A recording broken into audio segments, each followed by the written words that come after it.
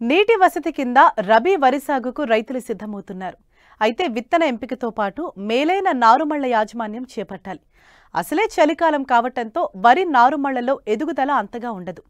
నాణ్యమైన నారు కోసం చేపట్టాల్సిన మెళుకువలను కరీంనగర్ జిల్లా జమ్మికుంట కృషి విజ్ఞాన కేంద్రం శాస్త్రవేత్త విజయ్ ద్వారా తెలుసుకుందాం.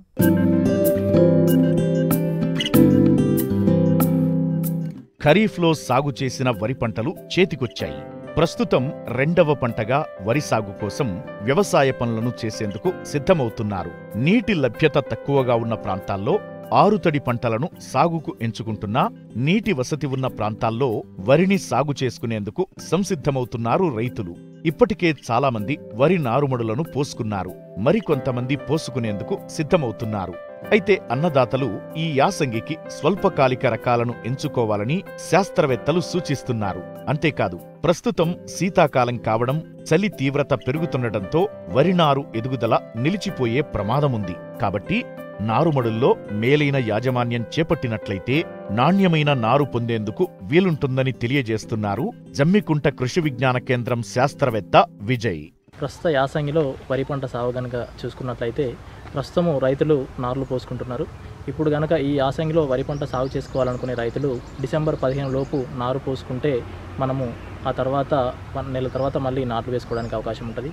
అయితే ఈ నాట్లు పోసుకునేటప్పుడు రైతులు ముందుగా రకాల ఎంపిక అనేది చాలా ముఖ్యము. దీంట్లో భాగంగా ముఖ్యంగా చాలామంది రైతులు ఇప్పుడు దొడ్డు రకాలు కనుక చూసుకున్నట్లయితే MTU 1010, దాంతోపాటు కూనారం సన్నాలు KNM 118 అనే రకము మరియు జగిత్యాల రైస్ 1 JGL 24423 అనే రకాన్ని దొడ్డు రకాల్లో బాగా తీసుకోవడం జరుగుతుంది.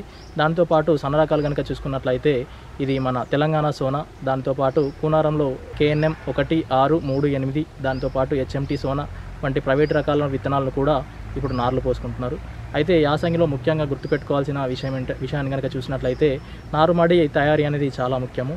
సాధారణంగా రైతులు నారు పోసుకునే ముందు, నారుమడి తయారు చేసుకునే ముందు ఒక 2 నుంచి 3 వారాల ముందే నారుమడికి సంబంధించిన పొలాన్ని చాలా బాగా దున్నుకొని చదును చేసి పెట్టుకోవాలి.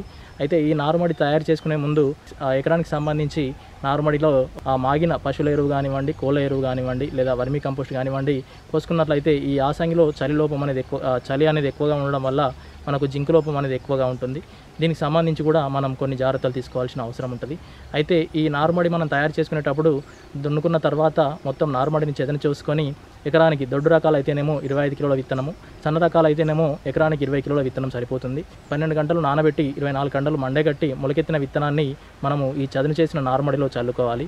చల్లుకునే ముందు ఒక ఎకరాకి సరిపడ నారుమడిలో 1 కిలో నత్రజనికి సంబంధించిన యూరియా ఎరువును, ఒక 2 కిలోల భాస్వరం ఎరువును, దాంతోపాటు 1 కిలో పొటాష్ ఎరువును కనుక అడుగు దుక్కిలో వేసుకొని ఈ మండగట్టిన మొలకెత్తిన విత్తనాలను చల్లుకొని మళ్ళీ 15-20 రోజుల మధ్యలో 1 కిలో యూరియా అనేది పైపాటుగా చల్లుకోవాల్సిన అవసరం ఉంటుంది.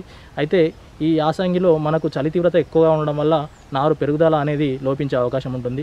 దీన్ని అధిగమించడానికి మనము సాయంత్రం పూట ఇనుప చువ్వలతో కానివ్వండి, వెదురు కర్రలతో కానివ్వండి ఊతమిచ్చి మనము పైన పాలిథిన్ షీట్తో కానివ్వండి లేదా పాలిథిన్ సంచులతో తయారు చేయబడిన పరదాను కానివ్వండి సాయంత్రం పూట కట్టి ఉదయం పూట తీసేసినట్లయితే రాత్రి చలి నుండి ఈ నారును మనం రక్షించుకోవడానికి అవకాశం ఉంటుంది.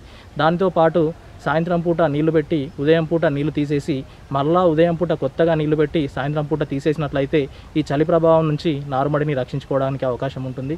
అయితే కొన్నిసార్లు మనం ఇవన్నీ ప్రయత్నాలు చేసినప్పటికీ కొన్నిసార్లు నారు ఎర్రబడి పసుపచ్చ కలర్కు మారి ఎదగకుండా ఉండే అవకాశం ఉంటుంది. దీన్ని నివారించుకోవడానికి మనము లీటర్ నీటికి 2 గ్రాముల జింక్ సల్ఫేట్ చొప్పున కలిపి పైపాటుగా పిచికారీ చేసినట్లయితే నారు అనేది కొంత పచ్చబడడానికి అవకాశం ఉంటుంది. అదేవిధంగా మనము 15 నుండి 20 రోజులకు 1 కిలో యూరియా వేసినప్పుడు ఆ 1 కిలో యూరియాకి 2 గ్రాముల కార్బెండజిమ్ మరియు మ్యాంకోజెబ్ల మిశ్రమాన్ని కనుక మనము యూరియా కలిపి వేసుకుంటే నారు అనేది ఎదగడానికి అవకాశం ఉంటుంది. దానితో పాటు ప్రధానంగా ఇప్పుడు మనము నారు పోసుకునే ముందు కొన్ని విత్తనాలకు నిద్రావస్థ కూడా ఉండే అవకాశం ఉంది. సాధారణంగా రైతులు ఏం చేస్తున్నారంటే చాలామంది రైతులు పోయిన పంట సాగు చేసిన విత్తనాలను తీసుకొని మళ్ళీ ఇప్పుడు నారు పోసుకోవడం జరుగుతుంది. దానిలో ముఖ్యంగా గుర్తుపెట్టుకోవాల్సిన విషయం ఏంటంటే మనం సాగు చేసే ఈ రకాలన్నింటికి ఒక 2 నుండి 3 వారాల నిద్రావస్థ ఉంది. ఈ నిద్రావస్థను పోగొట్టుకోవడానికి మనము 1 కిలో విత్తనానికి 1 లీటర్ నీరు తీసుకొని దానికి 6.3 మిల్లీలీటర్ల గాఢ నత్రికామ్లం కలిపి ఈ లీటర్ నీటిలో ఈ గాఢ నత్రికామ్లం కలిపిన నీటిలో కిలో విత్తనాన్ని కనుక మనము 24 గంటలు నానబెట్టినట్లయితే ఆ సుప్తావస్థ అనేది పోతుంది. ఈ సుప్తావస్థ పోవడం వల్ల విత్తనం అనేది మొలక శాతము మంచిగా ఉండడానికి అవకాశం ఉంటుంది. ఈ స్వల్పకాలిక రకాలను మనము 25 నుంచి 30 రోజులు నారు పెరిగిన తర్వాత తీసి ప్రధాన పొలంలో నాటుకుంటే మనకు పంట ఎక్కువగా రావడానికి అవకాశం ఉంటుంది.